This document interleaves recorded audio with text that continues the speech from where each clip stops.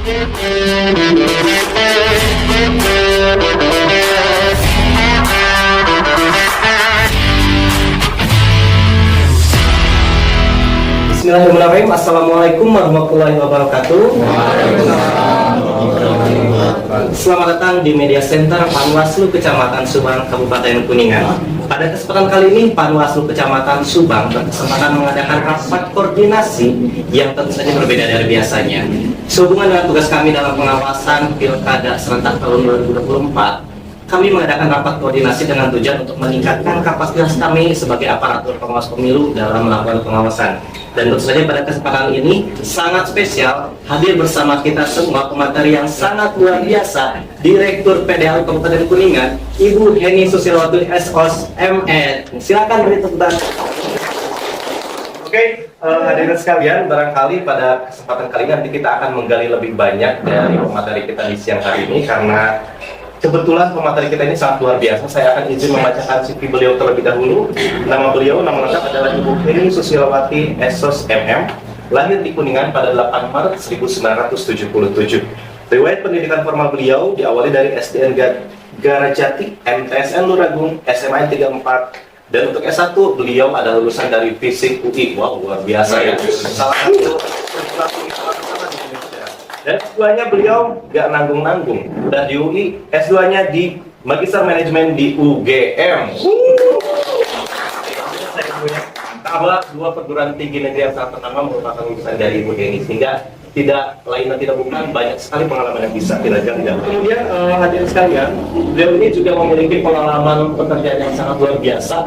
Pada saat ini beliau menjabat sebagai Direktur Perumda Aneka Usaha atau PDAU dari Kuningan periode 2022 sampai 2027.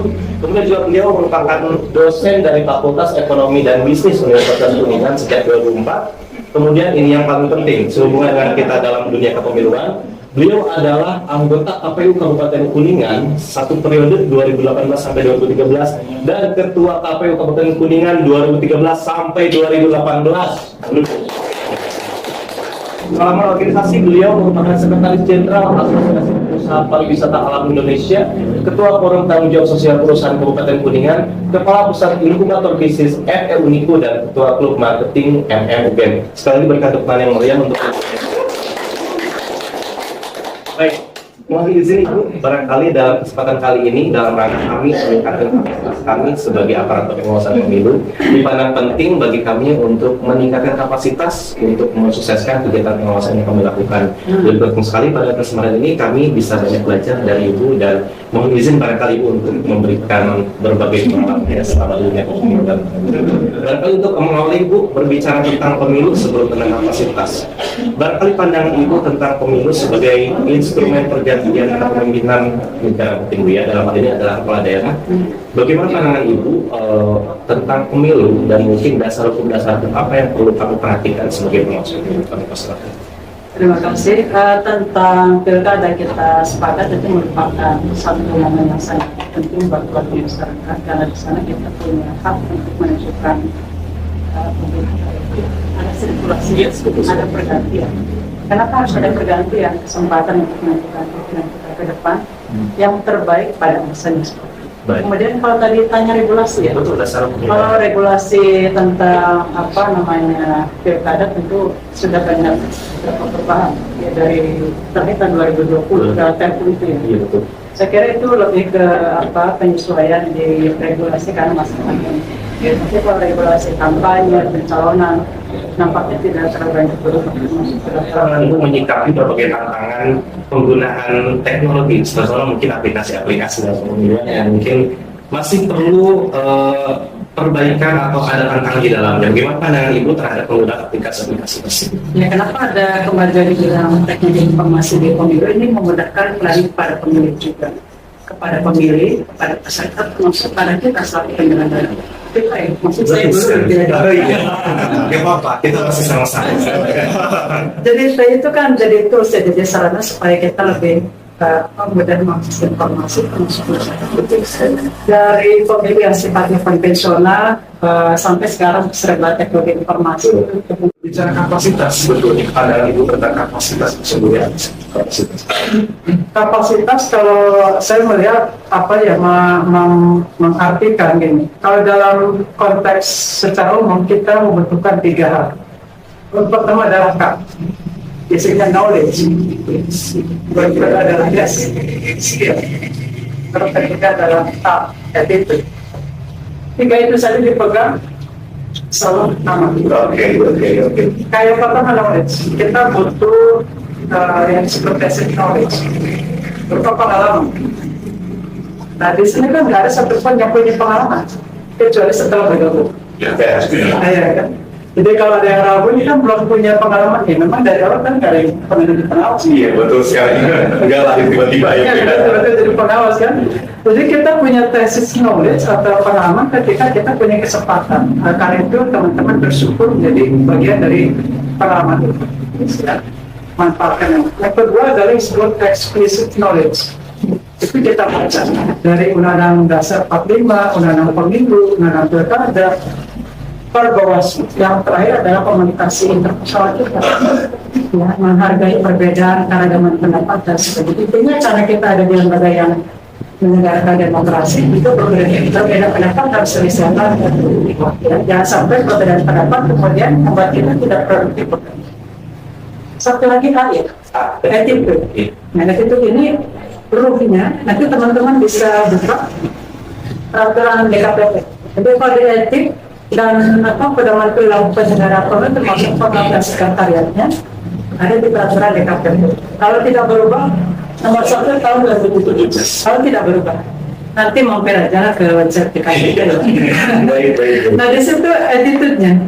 Attitude contohnya apa attitude-nya? Contohnya kita nggak sampai kelihatan berpihak. Ya. Nah, contohnya Pak, kelihatan tidak berpihak. Pertama jaga gestur kita, bahasa tubuh, jari ya harus di apa ya? Ya, tidak boleh ada simbol. Ya tidak boleh disebut. Yang kedua, ini baju kan sudah mencerminkan lembaga. Warna tertentu kan akan identik dengan pasang tertentu, partai tertentu sebagainya. Yang berikutnya adalah kita juga dalam tahapan pilkada wayahna harus membatasi interaksi dengan tim kampanye atau paslon. Apa yang dibatasi? Terutama jangan membuat appointment, jangan membuat janji ketemu, apa yang ngajak ngopi. Terutama kalau di luar sekretariat. Kalau di sekretariat itu lebih aman. Karena kalau sudah di luar, nanti tafsirnya akan beda.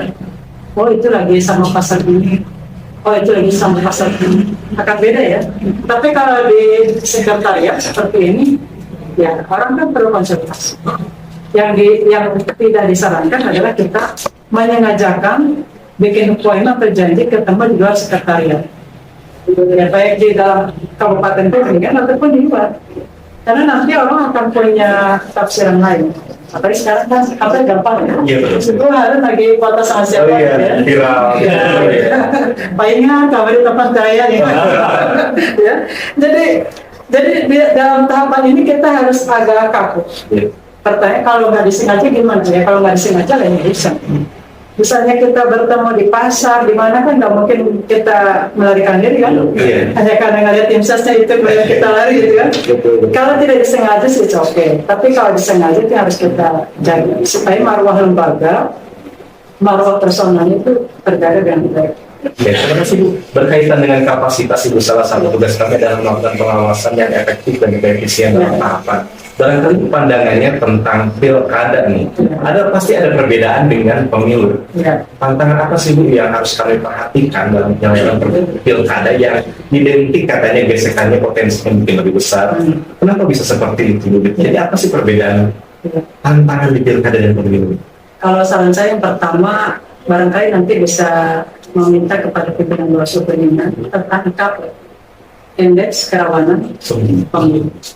Apakah Kabupaten Kuningan termasuk dalam IKP itu atau tidak? Apakah Jawa Barat termasuk dalam IKP atau tidak?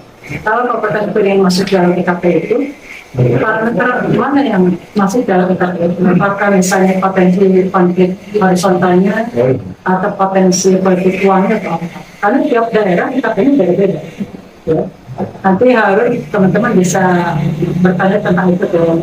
Kalau ditanya apa sih perbedaannya, pasti lebih lokal ya, pasti lebih lokal, terutama yang pilkada Kuningan, ya kan, pasti sangat lokal, dinamika dan sebagainya. Cuman saya sampaikan selagi pengawas penyelenggaranya itu pada track, saya kira itu semuanya akan lancar. Kemudian 2018 lancar sih. Bagaimana mungkin sebagai tips dari Ibu kami memanfaatkan media sosial yang sudah sangat dicari, mengalahkan mungkin viral berita hoax dengan hal-hal mungkin yang bisa kami optimalkan untuk meningkatkan kepercayaan masyarakat akan Ya, jadi media ini kan bisa dipakai untuk menyampaikan informasi kepada masyarakat secara cepat. Dan pastas, dan ciber, dan news. Itu kan media sosial. Yang paling cepat, yang paling murah, yang paling baru. Kita lanjutkan pada sesi selanjutnya. Rekan-rekan kami dari PKD ini punya banyak orang-orang namun sayangnya oleh-olehnya berupa pertanyaan dan sebenarnya masalah mungkin yang mereka alami di lapangan. Tentu saja dengan sering sekali betul-betul Ibu. Mungkin dengan pengalaman Ibu di tingkat tataran penyelenggaraan dan kami pengawasan, mungkin kami bisa menemukan dengan seperti itu. Kami persilakan kepada rekan-rekan kami dari PKD untuk menyampaikan apapun yang menjadi ganjalan hatinya. Untuk ada Bu Heni di sini Bu ya, nyantai aja Bu ya, semua pasti bisa dijawab sama Bu Heni. Susah ya. Bahasa Indonesia, bahasa Inggris, bahasa Cina, Jepang, silakan. Dalam bisa pemulihan. Gini Bu, tadi saya mendengar tentang suatu hal visi misi ya. Kan salah satunya misi Bawaslu itu meningkatkan kualitas pencegahan dalam pemilu yang inovatif ya Bu. Nah, khususnya untuk menghindari potensi-potensi khususnya di potensi-potensi seperti itu khususnya di wilayah Kecamatan Subang. Barangkali Ibu mempunyai trik atau tips cara untuk kami cara mencegah potensi terjadinya pelanggaran seperti itu Bu. Apa ya, bagaimana mencegah dengan inovasi.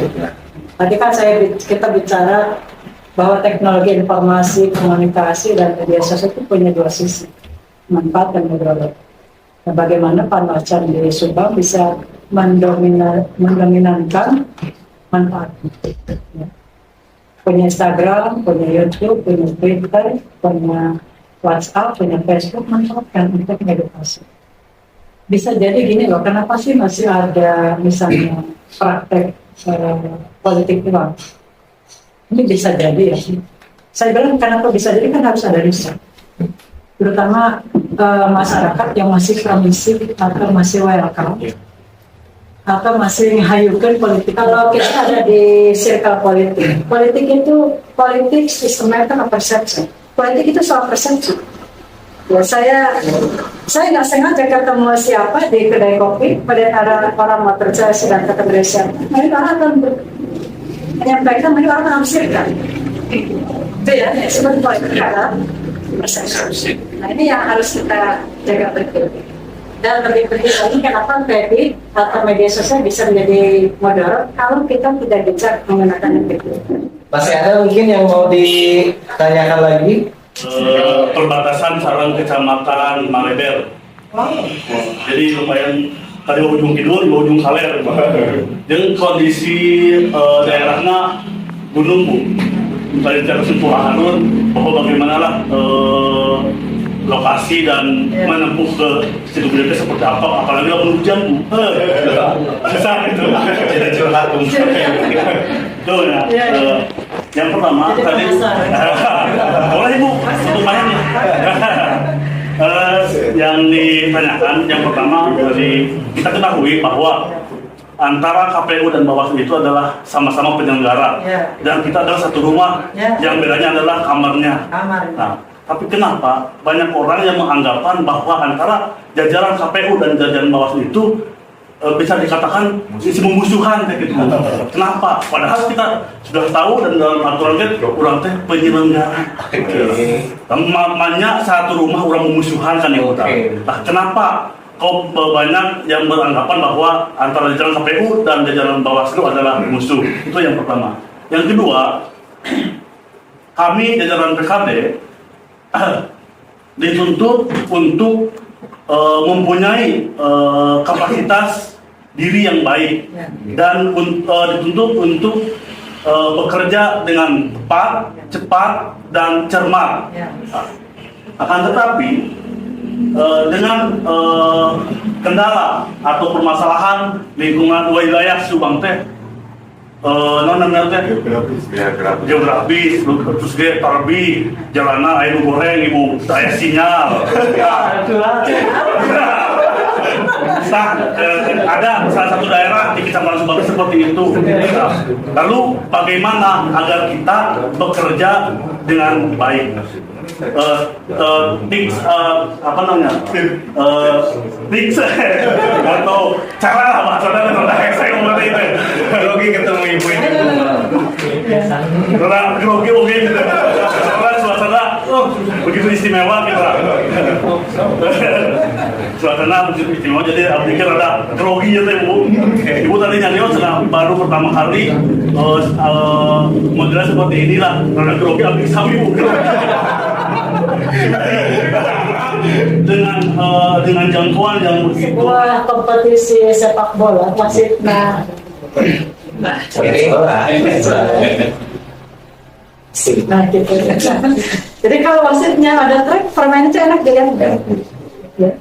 Jadi penentunya salah satunya adalah wasit, baik pengawas ataupun penyelenggara. Harapan saya sih di tahun ini sama kondisinya seperti 2018. Ya semua dengan porsinya masing-masing.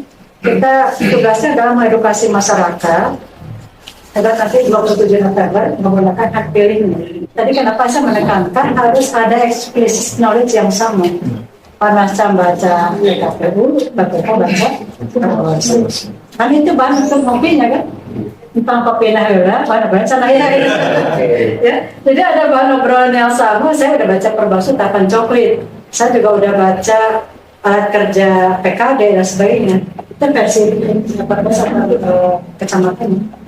Oke, nanti Pak Nasam sama PKD baca tentang coklatnya dan sebagainya. Jadi nanti sudut pandang di posisi masing-masing itu akan terbentuk. Nanti akan ketemunya saling menghormati. Jadi kita kalau itu kita tinggal mengatasi kendala-kendala di geografis, brain sport dan sebagainya. Kalau yang substansinya sudah selesai, hal-hal sekitar saya. Itu betul, persepsi yang ditangkap di publik itu begitu, karena itu bukan sangat jelas di media massa. Ada kolega saya dari KPU ataupun dari Panwas waktu itu berbeda pendapat muncul ke media massa, sangat runcing perbedaan pendapat muncul dan boleh nggak sih perbedaan pendapat? Menurut saya sih boleh, tapi barangkali polanya harus kita pilih. Bahkan dalam pleno di hadapan peserta atau saksi sekalipun seharusnya kita batasi.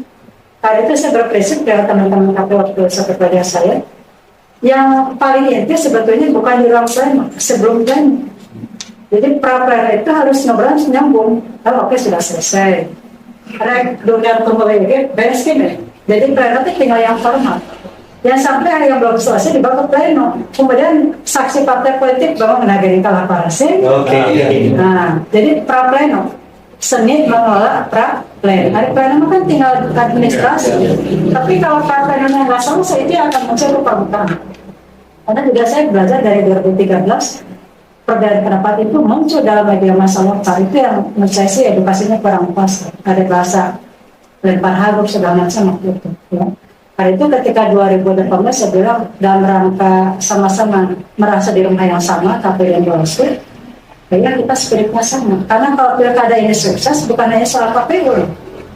Kalau pilkada sukses adalah sukses juga Bawaslu. Kalau gagal ada sukses, gagal bareng-bareng. Kalau ada hal-hal di lapangan itu bukan bukan karena kesalahan penyelenggara saja, bisa jadi ada yang kurang pas di pengawasnya atau barangkali kurang utuh. Ya, jadi kalau bisa satu Senin mengelola plenonya, pra-pleno harus selesai. Nanti kan ada tahapan pleno daftar pemilih ya.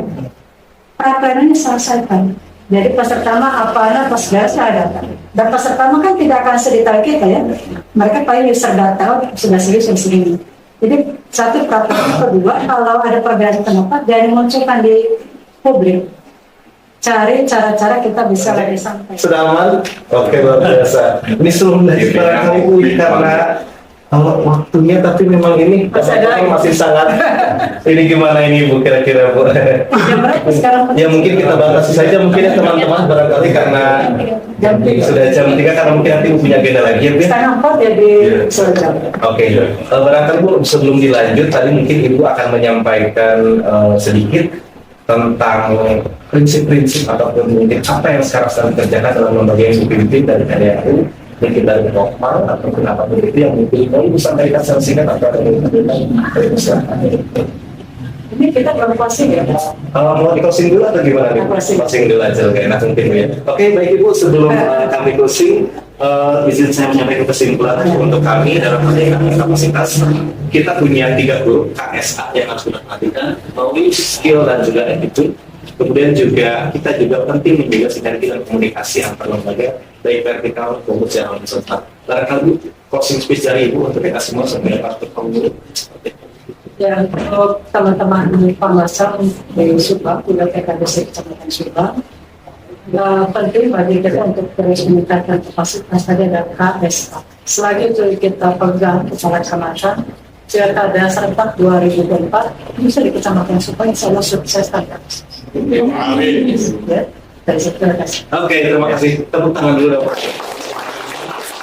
Terima kasih banyak kepada Ibu Heni, terima kasih atas kesempatannya, dan juga kami ucapkan terima kasih kepada jajaran dari Bawaslu Kabupaten Kuningan yang Bawaslu Kuningan, betul ya, yang sudah memfasilitasi kegiatan rapat prinsip tadi. Kami terima kasih juga pada seluruh rekan tim squad, kalau kita bicaranya Panwaslu squad dari Subang yang sudah luar biasa sekali, terutama buat kita sendiri.